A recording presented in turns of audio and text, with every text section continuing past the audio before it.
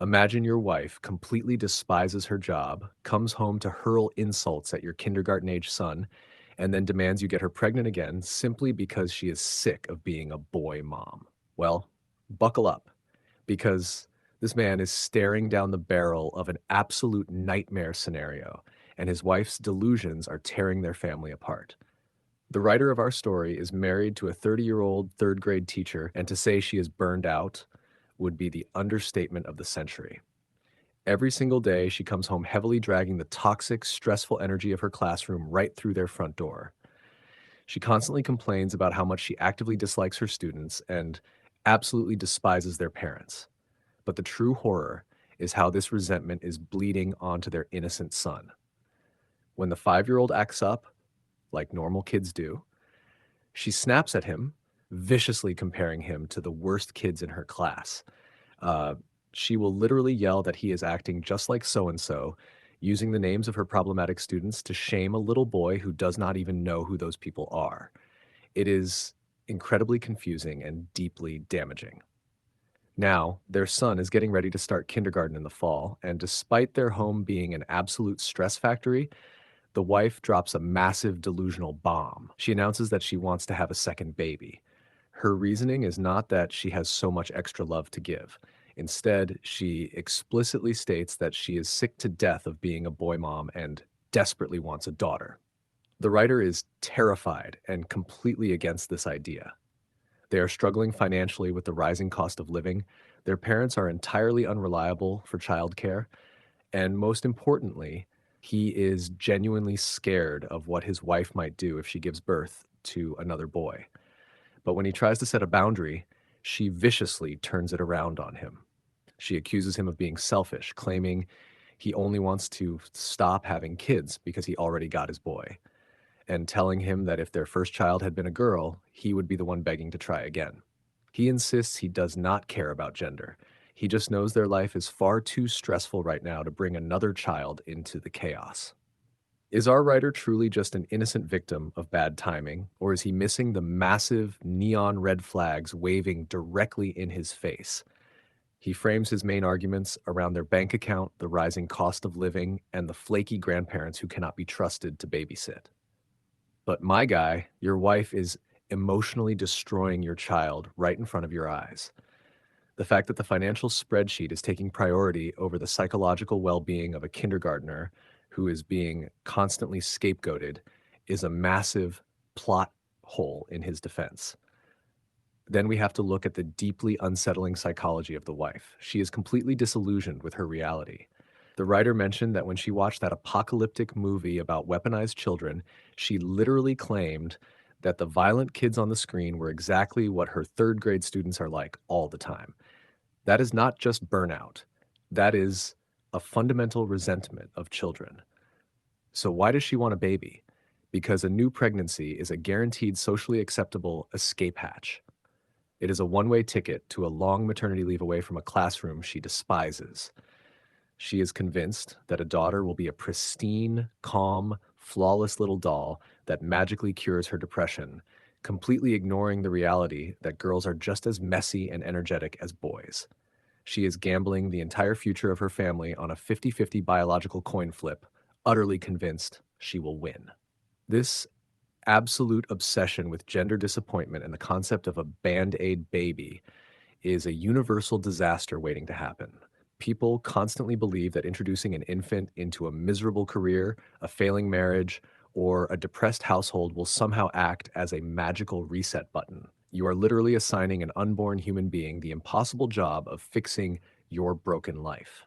The idea that a mother would openly state she is tired of her son because of his gender is a profound betrayal.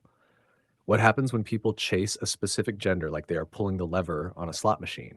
It destroys the kids who are already there. It is the story of the family who has 6 boys, just desperately trying to get one girl, and those boys grow up knowing they were nothing more than failed attempts. And even if this mother wins her biological lottery and gets her coveted daughter, the pressure on that little girl will be absolutely suffocating. What if that daughter grows up to be a tomboy who completely rejects pink dresses, loves crawling in the mud, and hates getting her hair done? The mother's pristine fantasy shatters, and the child is left bearing the unbearable weight of her mother's lifelong resentment and rigid, toxic gender roles. The internet courtroom did not hold back for a single second on this mess, and the debate turned into an absolute bloodbath. One incredibly passionate group of commenters came out swinging directly at the husband with a massive hot take. They called him the actual a-hole for completely failing to protect his son.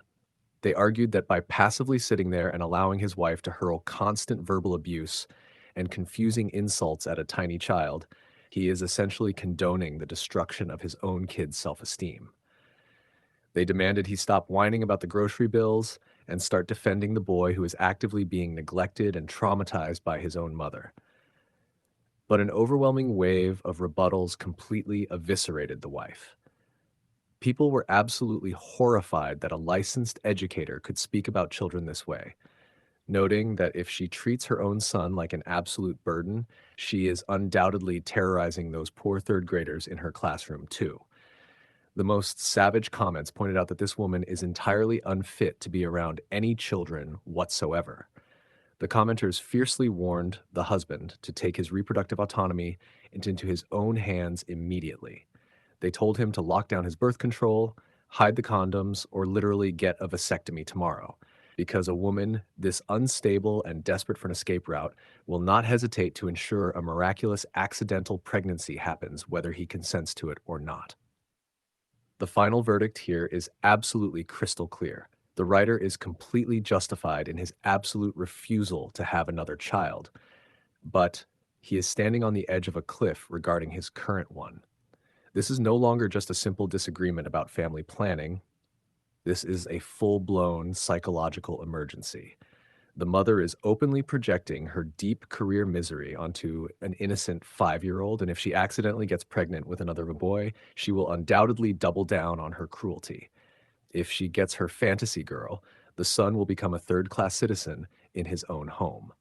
The writer needs to drop the hammer and enforce a completely non-negotiable boundary before this gets any worse. He needs to look her directly in the eye and send her this exact message to shut the delusion down entirely. We are absolutely not having another child, and the discussion is permanently closed. Your comments about being sick of our son and comparing him to the students you despise are emotionally abusive and completely unacceptable. You need to enroll in intensive, individual therapy and figure out a new career path immediately, or I will be taking our son and leaving to protect him from this deeply toxic environment. Your burnout does not entitle you to use a hypothetical baby girl as an emotional support animal.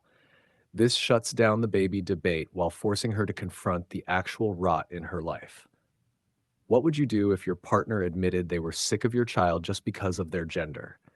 Would you demand they quit their job and get into couples counseling? Or would you quietly pack your bags, call a divorce attorney, and get your kid to safety? Let me know your absolute honest, unfiltered thoughts down in the comments. And if you have ever dealt with toxic family members weaponizing pregnancies, hit that subscribe button for more unbelievable stories.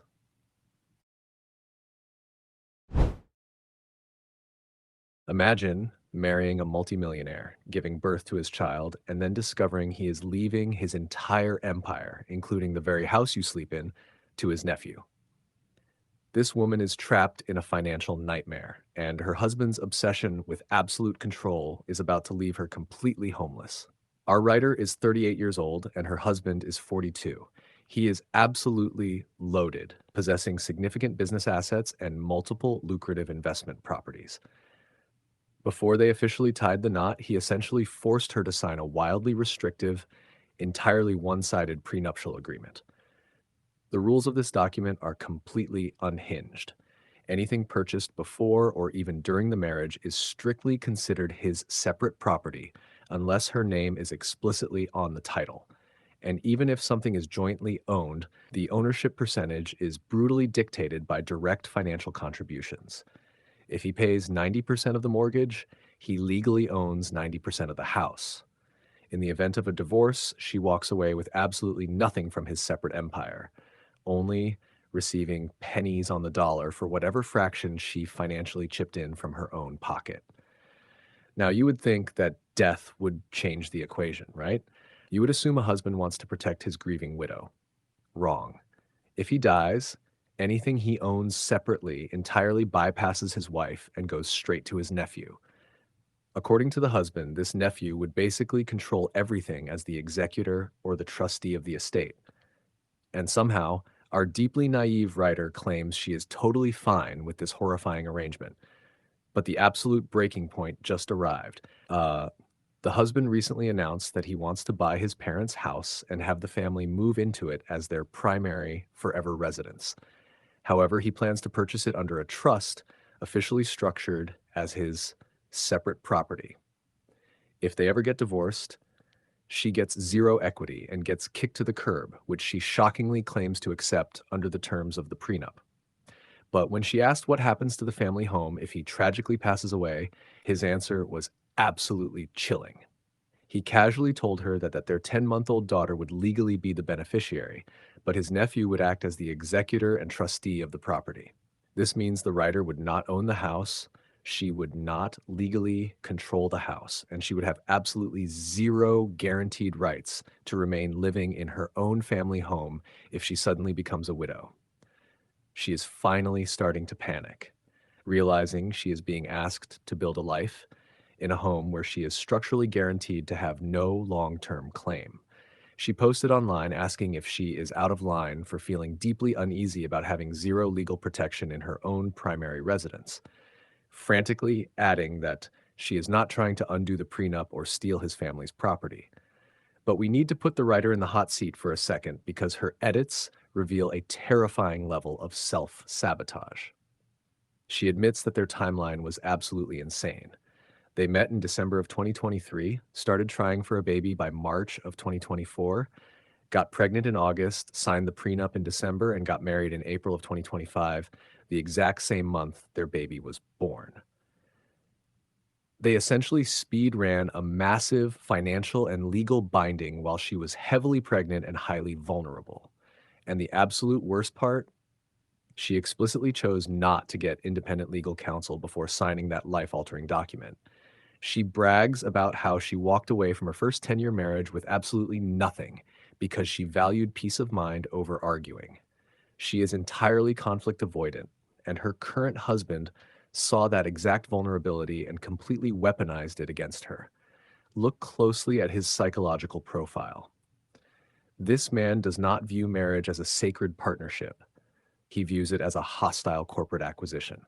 He views his wife as an employee, a hired incubator, and a temporary maid, while his precious nephew, the golden boy who ran his company for 2 years while he was overseas, is his true, legitimate successor. He is meticulously engineering a life where the mother of his child has less security than a month-to-month tenant.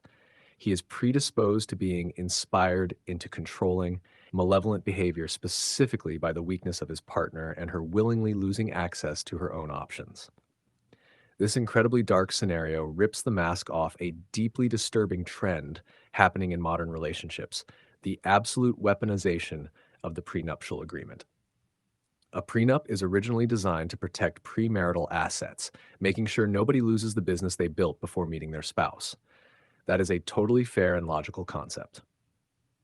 But what we are seeing now is insidious financial abuse completely disguised as logical asset protection. Wealthy partners are drafting these incredibly suffocating contracts that completely erase the value of domestic labor, childbirth, and emotional support. When a contract strictly divides assets based only on literal dollars contributed, it automatically punishes the partner who takes a physical and professional step back to raise the children. It aggressively tells the woman that her bodily sacrifice, the grueling physical toll of pregnancy, her career stagnation, and her sleepless nights are worth exactly $0 on a spreadsheet. It creates a terrifying power dynamic where the wealthier spouse can essentially hold the threat of immediate homelessness over their partner's head at all times.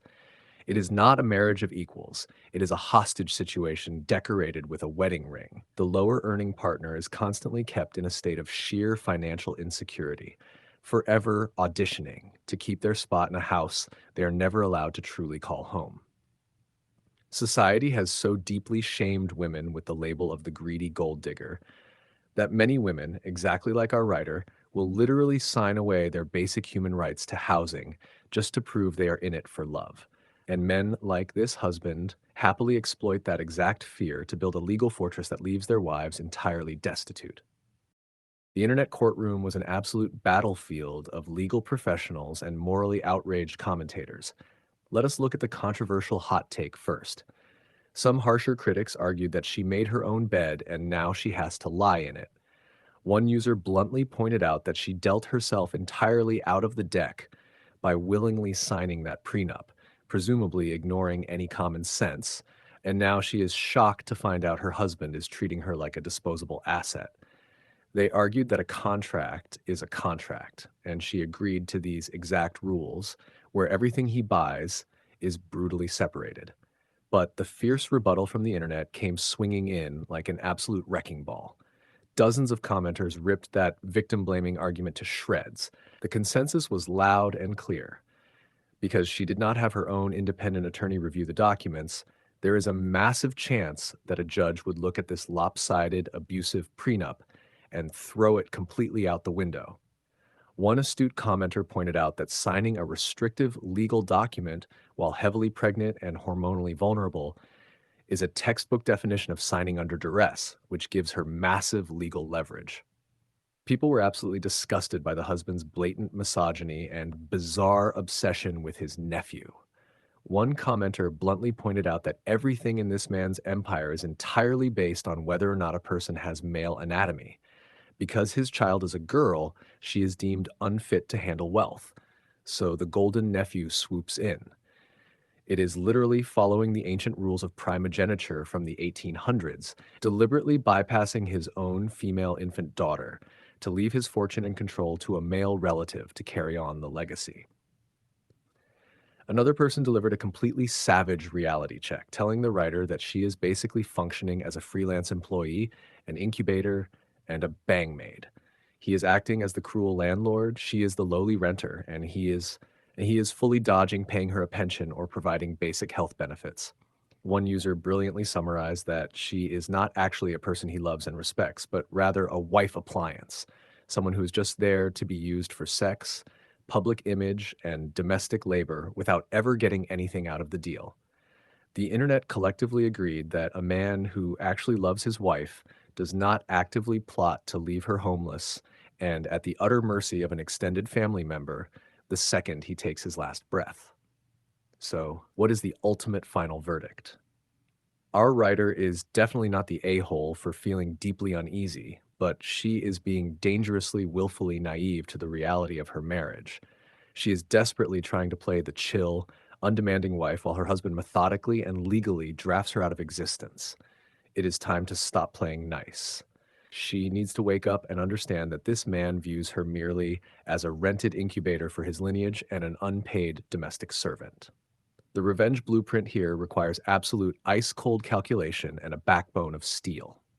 First, she must completely refuse to move into that parent's house under his ridiculous, controlling terms.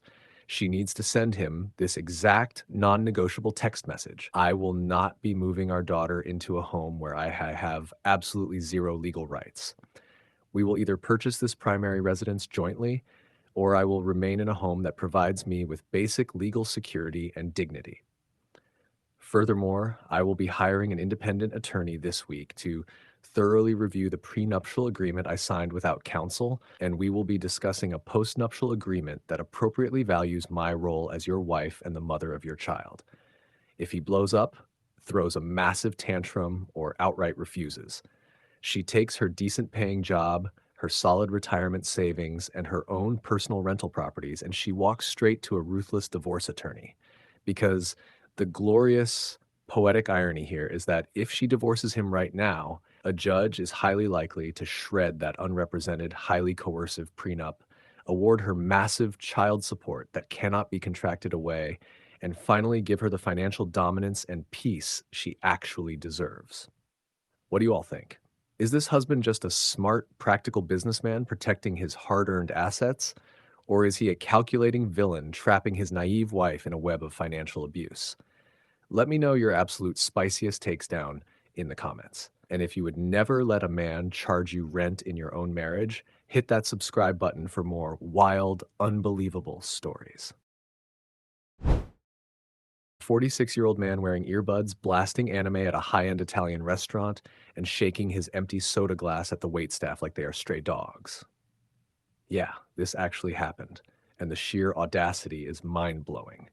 Let us dive straight into a dining disaster that absolutely blew up a family dynamic and forced a man to abandon his own table in the middle of service. Our writer is a widower who tragically lost his wife back in 2022.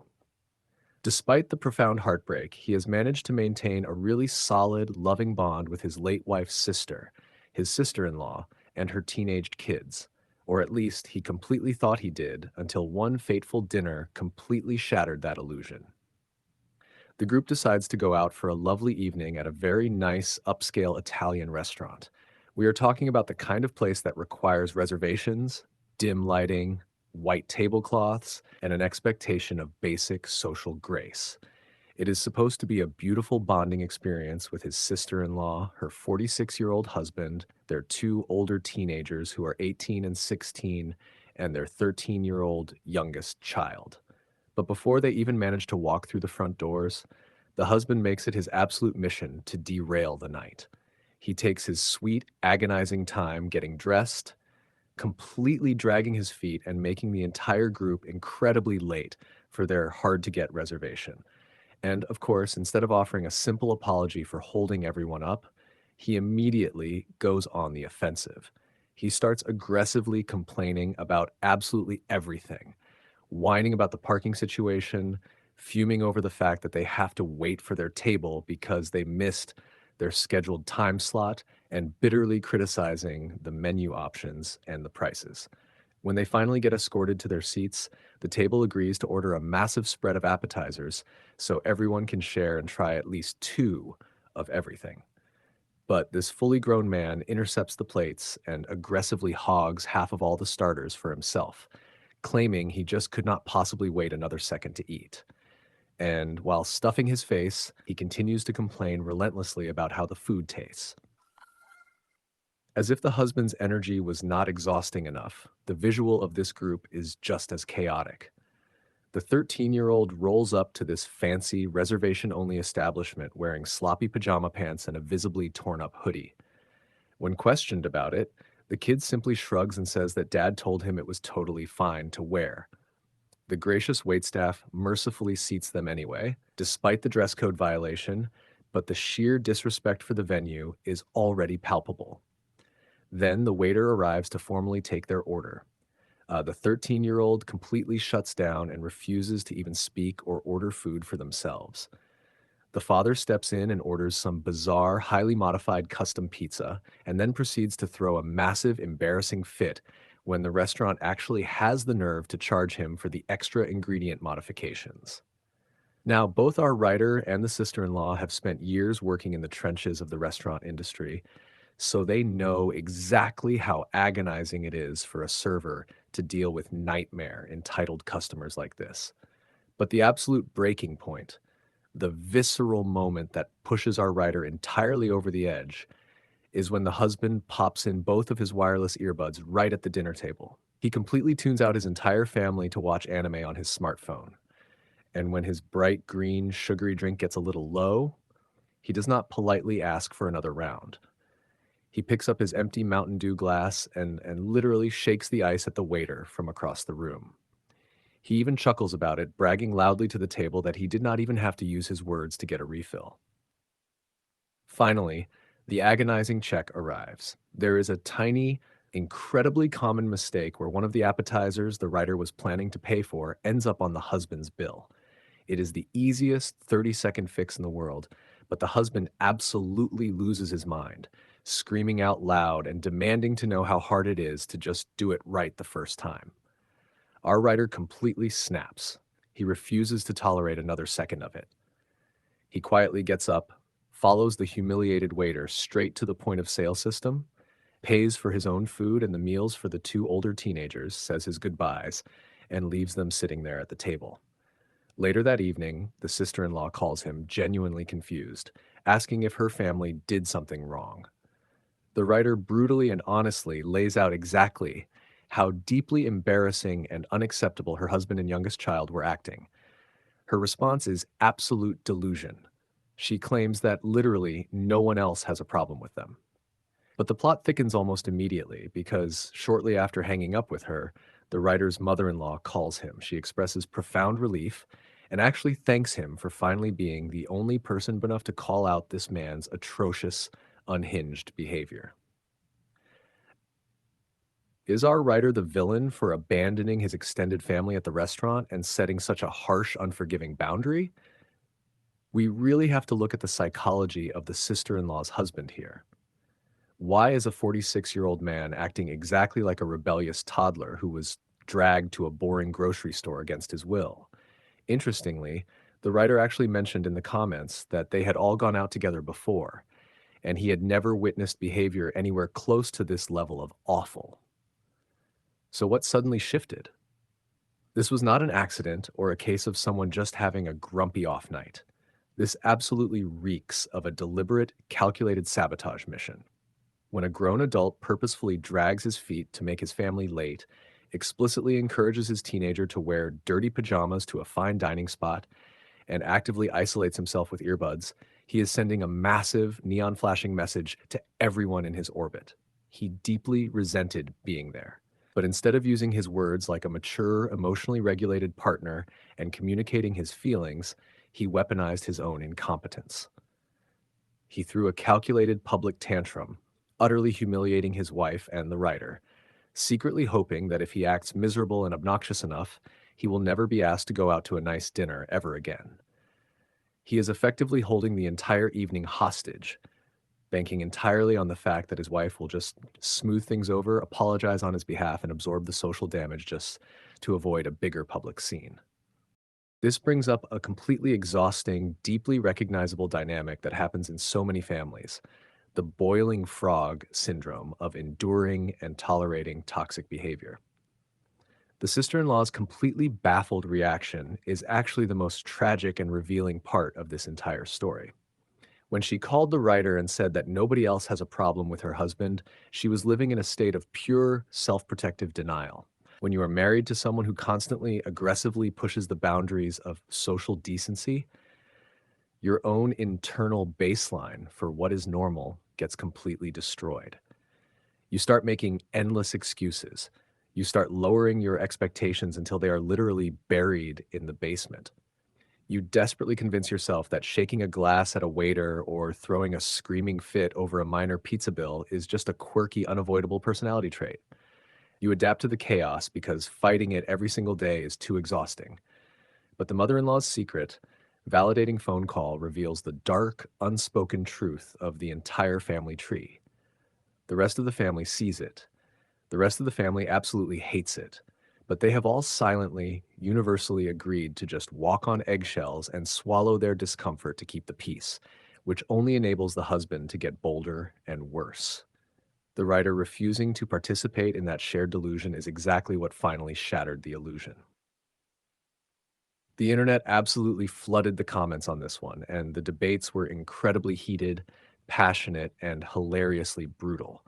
One massive point of contention was the 13-year-old kid.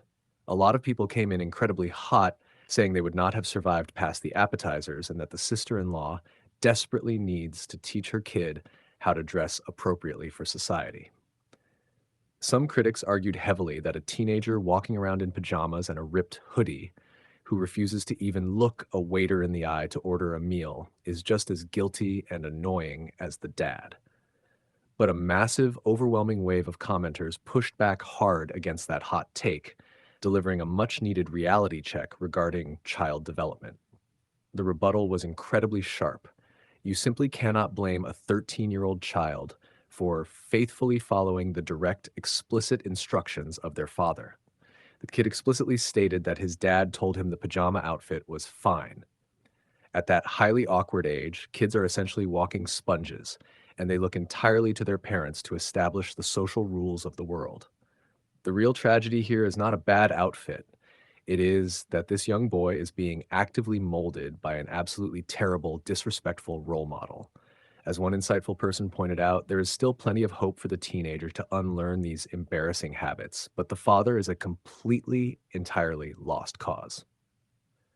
The absolute unfiltered savagery in the comments was rightfully reserved for the husband. One commenter perfectly summed up the collective disgust of the internet by asking what kind of idiot man-child actually watches anime by himself at a family dinner. Another person pointed out the deep, visceral cruelty of his actions, noting that silently shaking an empty glass at a server is treating a hardworking human being as if you are training a disobedient dog. People were absolutely horrified by the Mountain Dew detail, noting the sheer disrespect of pairing fine Italian cuisine with bright green, high fructose corn syrup and then demanding more of it like a tyrant. And someone delivered the absolute ultimate knockout blow, noting that the sister in law does not just have a frustrating husband, she basically has a 40-year-old toddler in tow that she has to constantly babysit. The final verdict on this nightmare scenario is absolutely crystal clear. The writer is completely justified and is absolutely not the a-hole in any universe. He bravely stood up for the dignity of the waitstaff. He fiercely protected his own mental peace. And perhaps most importantly, he showed the older teenage boys that they do not have to accept or normalize that kind of humiliating, disrespectful treatment from anyone, even their own father. So, how does the writer navigate future fair family events without completely burning the bridge with his late wife's sister, whom he clearly still cares for? It is time to enforce a diamond hard, entirely non negotiable boundary. If the sister in law reaches out to invite him to another family meal, he needs to send a message that is loving but completely uncompromising. He should text her exactly this: I love you, and I genuinely cherish spending time with you and the kids. But I cannot and will not put myself in a position to watch your husband disrespect service workers or humiliate our family in public ever again. I would love to take you and the older boys out for lunch this weekend, completely my treat, but I am respectfully bowing out of any future plans that include him. Period. End of discussion. This perfectly forces the sister in law to face the harsh reality and consequences of her husband's actions without directly attacking her character or making her defensive. But what do you all think? Should the writer try to pull the 13-year-old aside and mentor him, offering a positive male role model? Or is it better to just wash his hands of the whole toxic situation and stick entirely with the older kids? Let me know your absolute honest thoughts down in the comments. And if you have ever had to cut a toxic, embarrassing family member out of your dinner plans, hit that subscribe button for more wild, unbelievable stories.